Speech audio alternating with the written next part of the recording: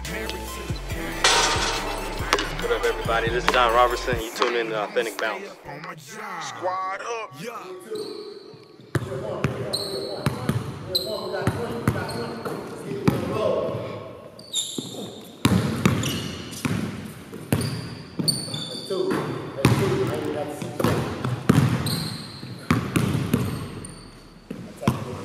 Roberson.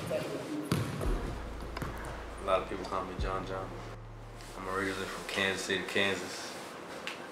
I moved to Florida when I was 5 years old, Orlando, Florida.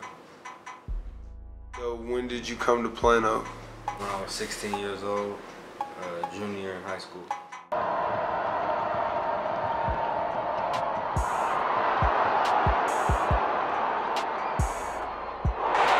One of my biggest struggles in life was, I'm gonna have to be honest, it was my height.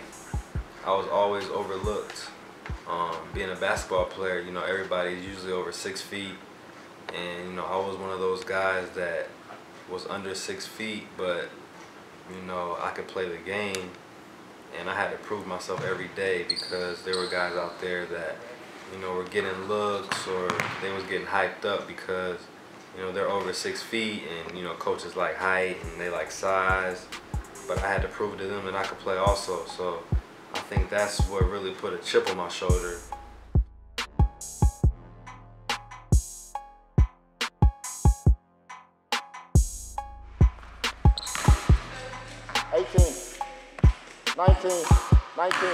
Zavon in his range right now. Keep coming. Zavon in his range, John. You better get in your range.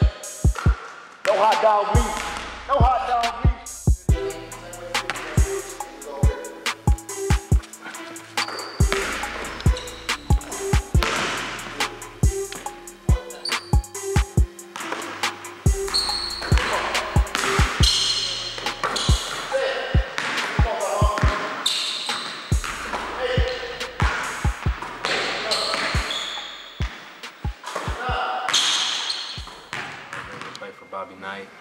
And for the short period of time that I did, you know, I learned a lot. And I built some great relationships while I was there. His first look of the night. Red Raiders on the run. Roberson does. I think I had a good experience at Tech as far as developing as a player. Get late in the games, and you got to be able to seal off those wins with free throws. It's got to be mental because he shoots the heck out of the three. Singletary picked up by Paula. Roberson inside, hit the flashing. My first professional team that I played for was in Slovenia, and the name of that team was Lateral Lasko. I was coming from a college team that all we played was motion. We didn't have any plays. This team, you know, we had plays. They played European style basketball, a lot of pick and rolls. You know, I wasn't used to that type of play, so I think it kind of caught me off guard.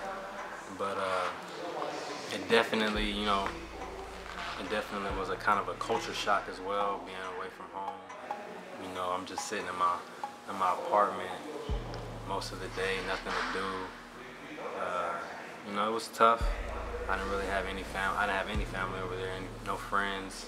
I'm on a different time zone, and all that was new to me. So, you know, just that experience kind of, you know, caught me off guard, and then, you know, I wasn't playing real well. We were losing, so then all that on top of everything, and I ended up getting cut, and, you know, I never, it was looking pretty bad for a while. Opportunity came up to go and play in the ABA, and it was in South Carolina. It was actually, you know, my assistant coach from Texas Tech was the coach, and I felt very comfortable going there and playing for him. So I decided to go to South Carolina. It was a good opportunity for me to stay in shape, you know, while I prepared, you know, to get another job. And so I did that, and I ended up playing the rest of the season in South Carolina.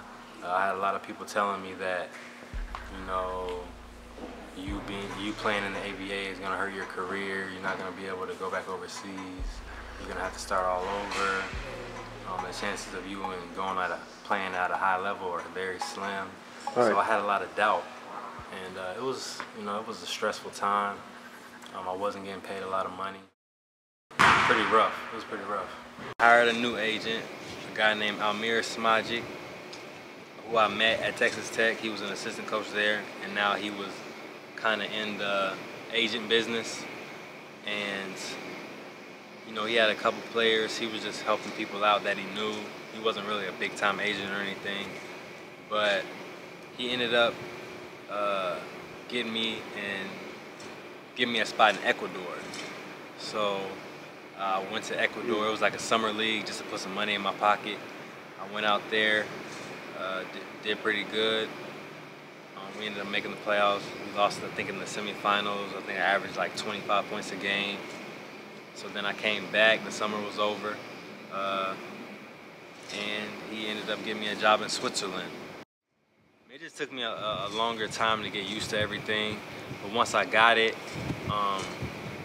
and I remember telling my agent, I remember sitting, you know, in my little hotel room, just being like, you know, I think I might go home again, I think I might get cut again, and I just remember praying a lot and just asking God to just tell me what I need to do to get over this hump. And I remember one time after practice, everybody's leaving the gym, practice is over, I'm about to leave, and then a ball just rolls up by my feet. And then I just, you know, started thinking like, maybe I should shoot after practice. Maybe I should put some work in after practice. I had never done this before. I had done it, you know, sometimes, but I didn't really take it seriously. I just got some shots.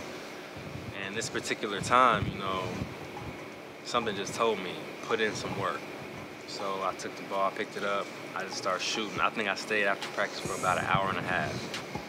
And that just became my routine. Every time after practice, I would stay for an hour and a half.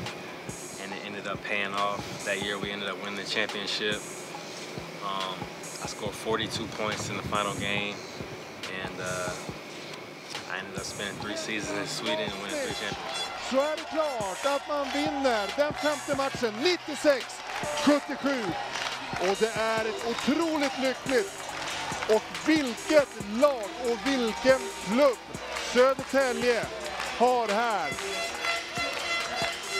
Ja, det finns ingenting att säga mer än att Södertälje verkligen har förtjänat det här.